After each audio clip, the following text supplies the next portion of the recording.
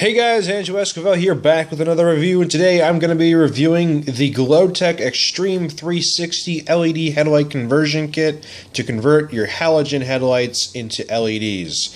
Now, here's something I want to point out. There's a very specific reason why I am reviewing this particular set. It's because you've probably already seen me review this, but under a different name. I just finished reviewing the BroView V-Series V8. Which, if you look at them, are pretty much the exact same item.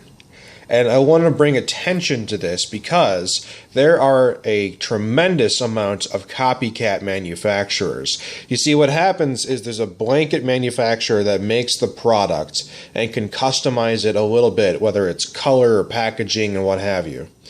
And once they customize it, then individual sellers can tout it as their own item. And you'll see a little bit of a difference in specs and quality and yada yada on paper, but in reality, they're the exact same product. And I want to show that to you right now. Now, I am still going to do a full review on this. I just want to bring attention to the fact that there are copycats, and this is not the only design that's been copycatted. I have seen copycats for dozens of different designs. So keep that in mind. And here's the best part. Even though this is the exact same item as this was less than $50. This was $88. So let that roll around in your head for a minute. Let's kind of take a look though. We're working once again with the 9007 socket. Okay, the 9007 socket is known for having compatibility issues with aftermarket products, which is why I like working with it, because it really tests the engineering of a product.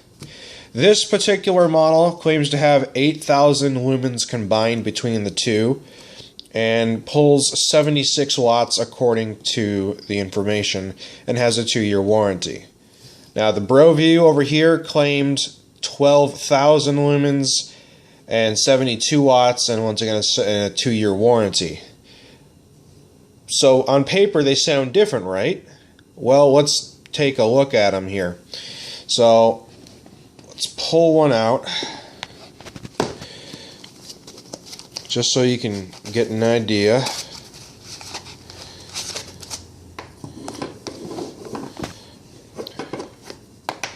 Because they got this really stiff wire, you can't really prop it up. Okay. That's the Glowteck. And let me take out the BroView.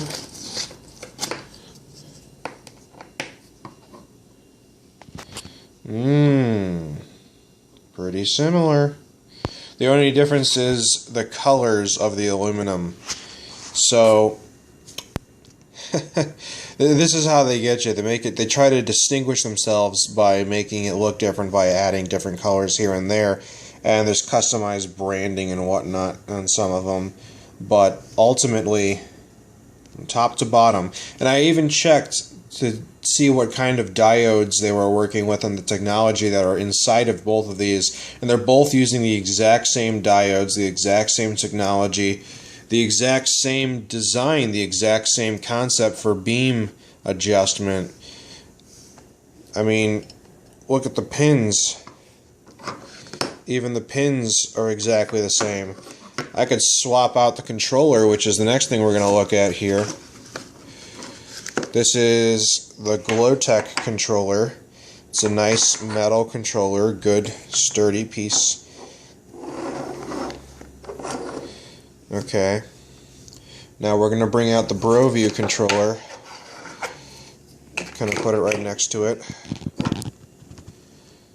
Same exact design, same size, same material that it's made out of, just different colors.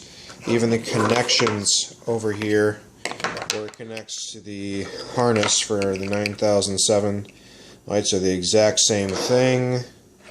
We go over here, they're the exact same connection.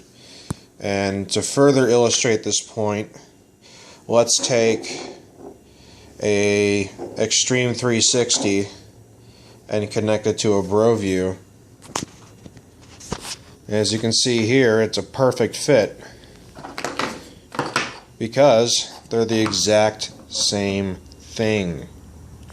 Even the quality control pass sticker on these are the exact same.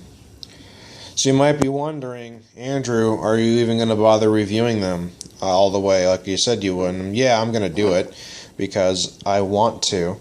And who knows, maybe there's something different, but I honestly don't think so. But nevertheless, it's going to happen. So let's go ahead and disconnect this for a minute. And now that we have everything separated, we're going to keep the Bro View out of this review from this point forward. So let's give it a chance here. Let's talk about the design.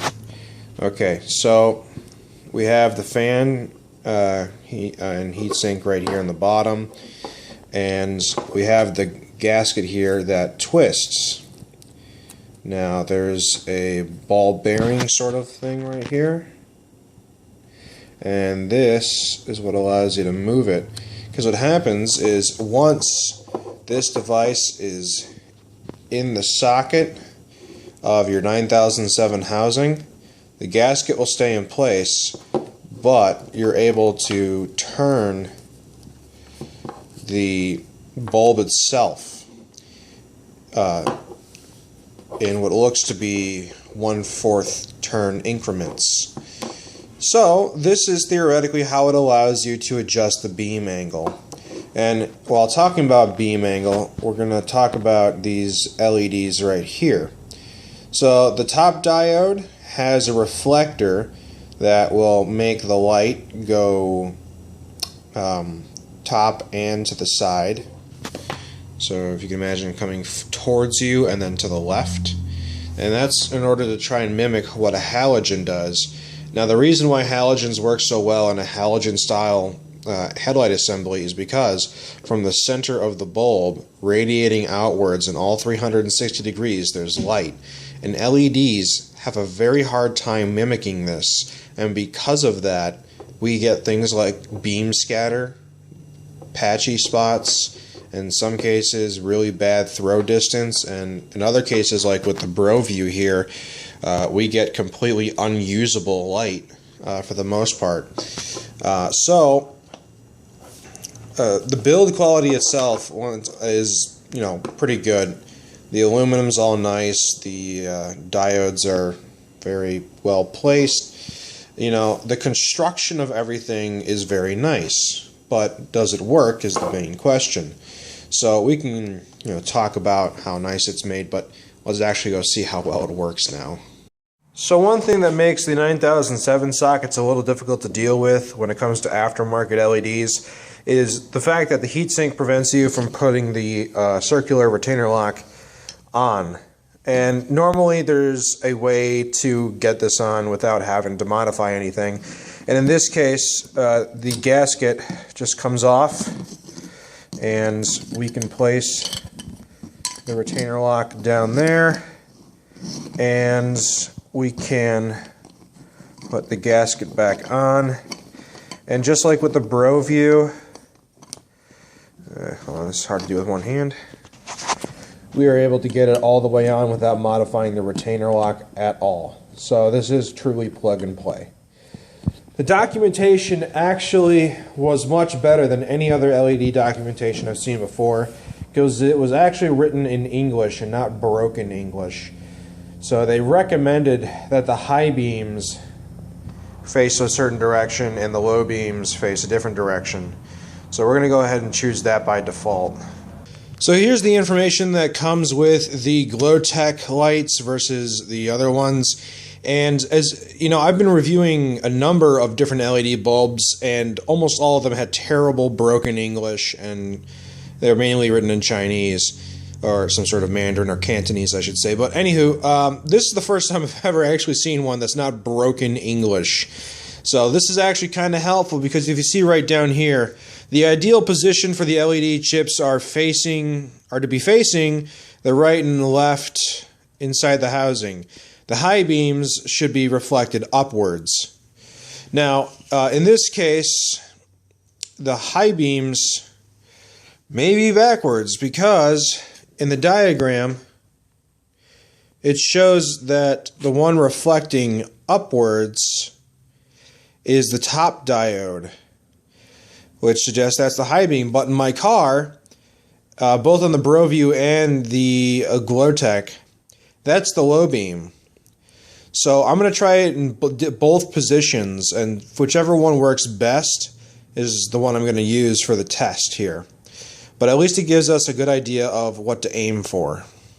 This is my 2003 Mitsubishi Outlander LS, and this is the vehicle, once again, that we're going to be testing the lights out with. Here is the socket in which we are going to be placing the bulb.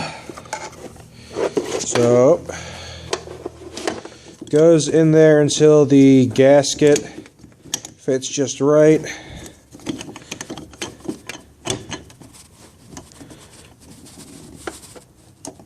Alright, and then we lock it in, and everything fits. It's nice and tight, but we can still turn the LED even though it's all the way in there, which is great because now we can adjust the beam to compensate for the reflectors that we're going to be using. Now the connection for the controller simply just goes right into the factory wiring harness for the 9007 socket lights. Alright, so what you're seeing right now is the headlights projecting onto the garage door of my house.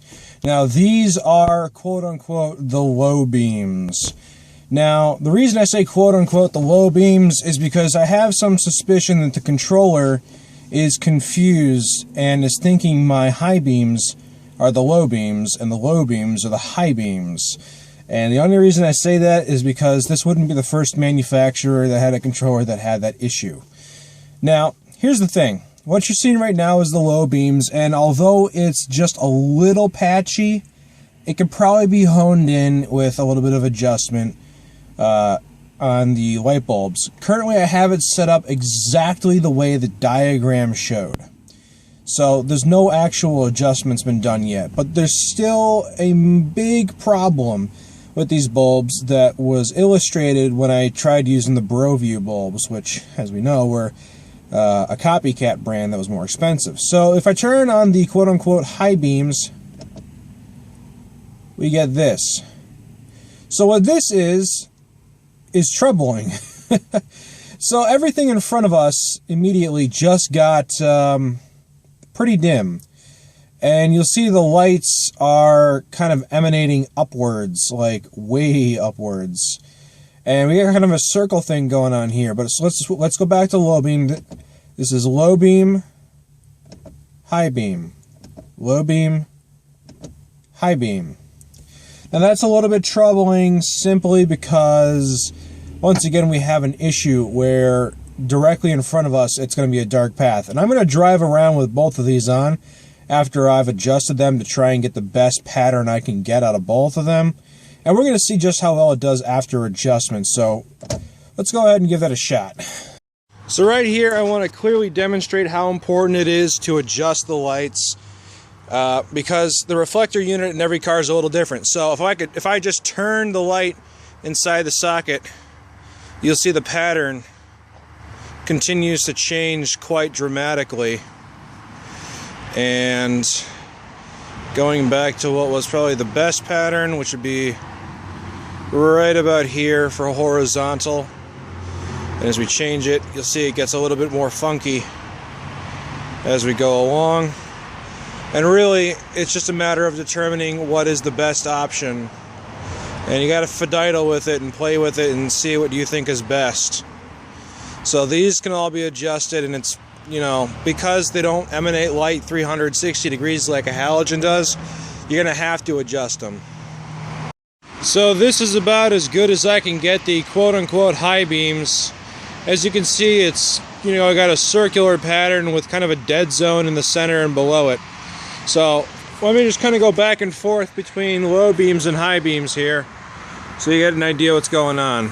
So this is what my car says are high beams. This is what my car says are low beams. I'm starting to think the controller thinks high and low beams are backwards. Which, here's the thing, 9004 and 9007 bulbs use the same socket, it's just the wiring is different on the 3 wires that connect to the wiring harness, because it has wiring for high and low beams backwards. And I know my car is 9007, so I'm wondering if there's an issue with these controllers being able to tell the difference between 9007 and 9004 bulbs. Nevertheless, this is the best pattern I can come up with. Let's go ahead and drive around and see what it looks like. Once again, we're on the exact same street that I test all the LED light bulbs on in the exact same car. I test all the LED light bulbs on for consistency reasons. And looking down the road, it is slightly patchy. Not enough to warrant too much concern, but it is, you know, disappointing. Now, if we were to switch over to high beams, yeah, not exactly what I would consider wonderful. And going back to low beams, let's keep it on low beams for now, and drive around the exact route that I always drive on.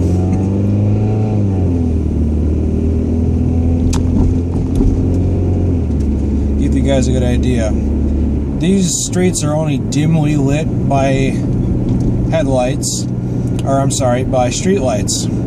But I'm going down to a part just down the road where there are no streetlights, so we can fully gauge just how good the LEDs are working on their own. And you know, at first glance, by themselves on low beam, it doesn't seem like a bit of a deal, but if you want more light, the lights are emanating out the sides, and that's just not working. I need it right in front of me, not to the left and right of me. This is the exact same problem I had with the BroView lights, which, as I keep saying, are the copycats. Well, actually, I should say that Glowteck is the copycat, because they're the newest one, the newest brand to emerge with this design.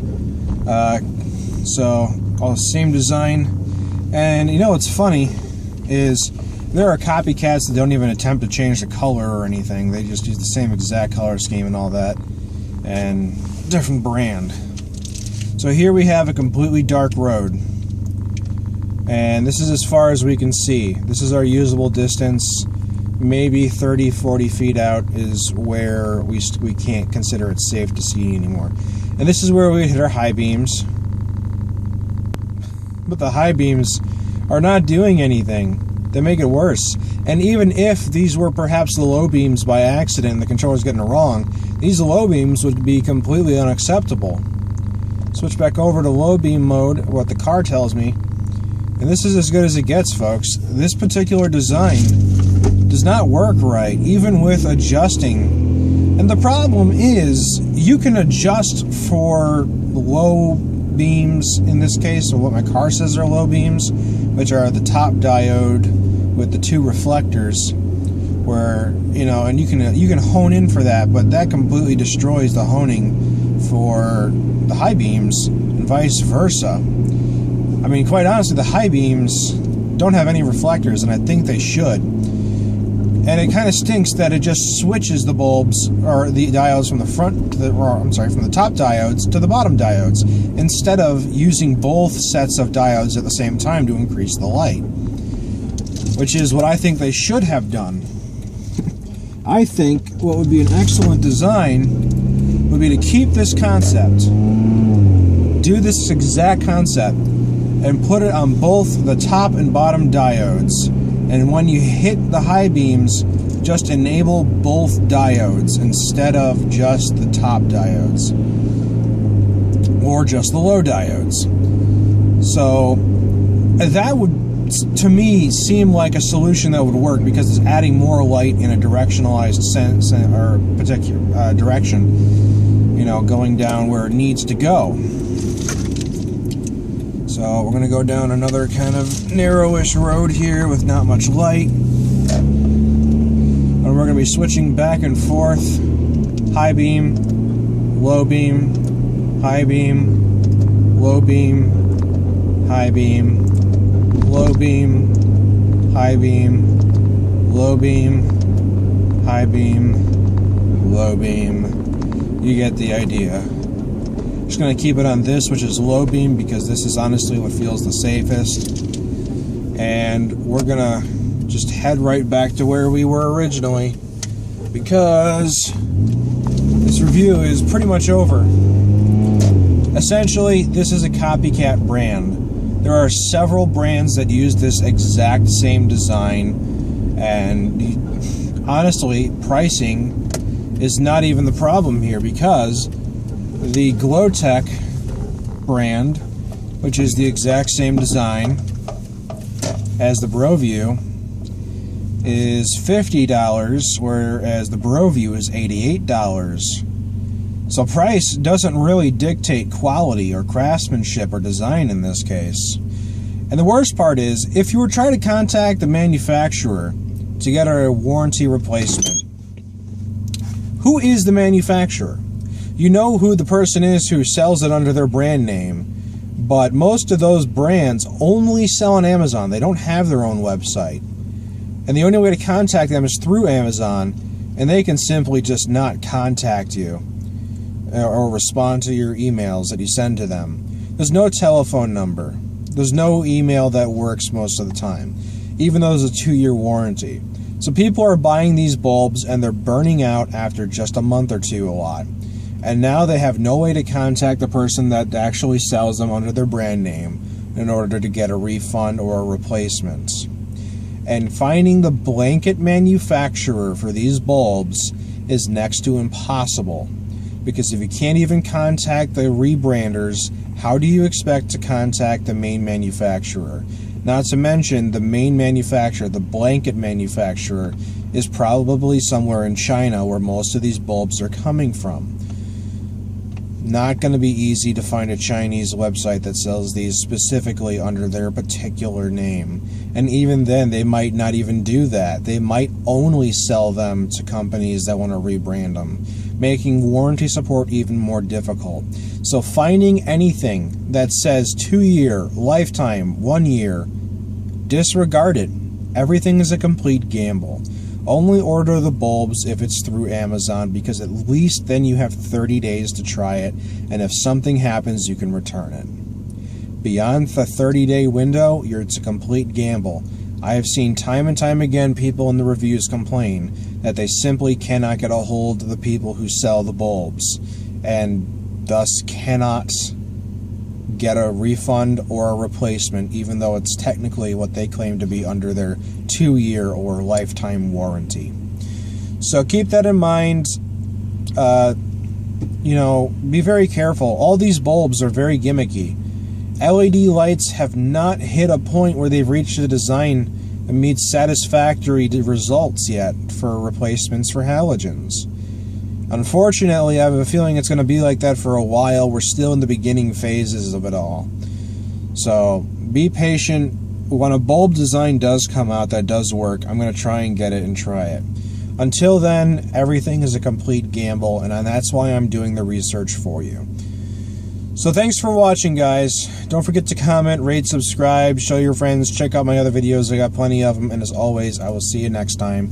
Please drive safe.